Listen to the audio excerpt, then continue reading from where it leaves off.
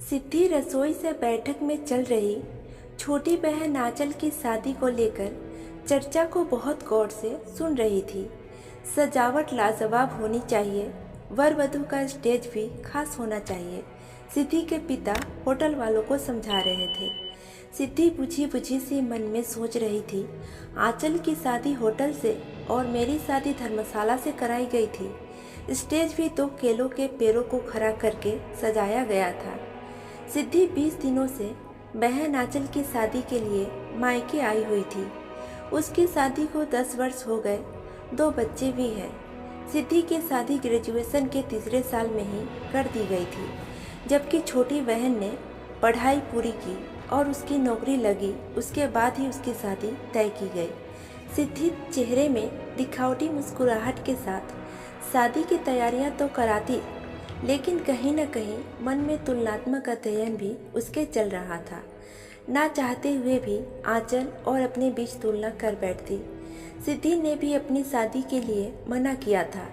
वह भी पढ़ाई पूरी करके नौकरी करना चाहती थी, परंतु 4 भाई बहनों का हवाला देकर उसको मनवा लिया गया शादी के लिए।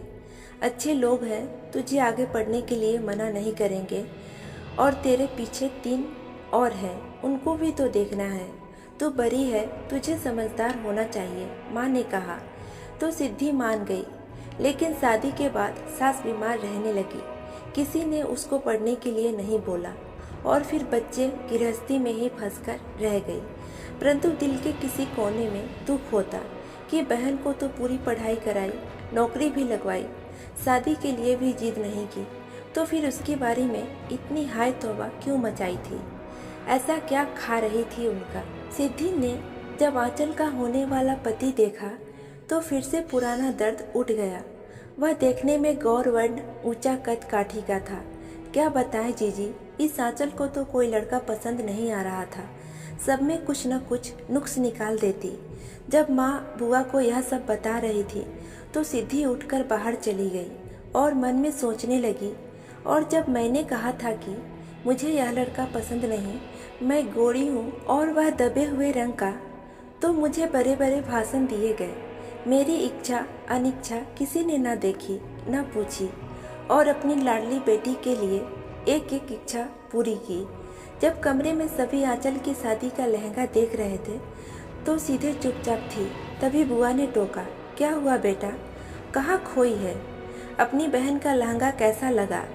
उसका तो सब कुछ ही अच्छा है बुआ, उसकी इच्छा का ख्याल जो रखते हैं सब। अपनी शादी में जब मुझे लहंगा लेना था तो सबने बोला कि इतना महंगा क्या करना, एक दिन के लिए 4000 की साड़ी में निपटा दिया। मैं ही इस घर में फालतू थी, शायद जो मुझे कचरा समझकर घर से जल्दी निकाल दिया गया। बोलते बोलते सिद्धि का गला रूंध गया और वह अपने आंसू छुपाने के लिए बाहर चली गई। यह सब सुनकर सिद्धि के माँ पापा और बुआ सब उसके पीछे कमरे में गए। आज सिद्धि के मन का बांध टूट गया था और वह पापा का हाथ पकड़कर जोर जोर से रोने लगी। क्या मैं बोझ थी पूरे घर के लिए? क्या तुझे अपनी बहन से जलन हो रही है? जलन नहीं, एक समय मैं भी यही सब चाहती थी, लेकिन आप दोनों हमेशा घर परिवार, खर्चा, बड़ा होना, यह सब बोलकर मेरी इच्छाएं दबाते गए। माँ बाप तो आप जैसे आंचल के हो, वैसे मेरे भी। फिर यह सब मेरे बारे में क्यों नहीं सोचा? तेरा दुख अपनी जगह ठीक है बेटा। तब मेरी नौकरी छोटी थी, अपना मकान नहीं था, 4 बच्चों की पढ़ाई का बोझ था, घर का खर्चा भी मुश्किल से चलता था। तेरे लिए रिश्ता आया तो अच्छा घर समझकर कर दिया। हमने तेरी भलाई ही देखी थी। धीरे धीरे हमारी आर्थिक स्थिति सुधरती चली गई तो हम तेरे भाई बहनों को अच्छी शिक्षा देने में सक्षम हो सके। बाकी बेटा, हमारे दिल में अपने बच्चों के लिए कोई भेदभाव नहीं है। उस दिन सिद्धि के माता पिता उदास मन से मुंह लटकाए अपने कमरे में बैठे थे। तभी बुआ आई और कहने लगी, सिद्धि की नाराज़गी अपनी जगह सही है भैया। जब आपकी स्थिति सुधर गई तो बाकी बच्चों के साथ आप उसको क्यों भूल गए? भले ही उसकी शादी क्यों ना हुई हो, जो काम आप उसके लिए तब नहीं कर पाए वह बाद में भी तो कर सकते थे। उसके मन में तो ऐसे विचार आएंगे ही। तब आपने उसको ज़्यादा सोना नहीं दिया, छुटकी को दे रहे हो, तो अभी सिद्धि के लिए भी तो आपको बराबर बनाकर देना चाहिए था।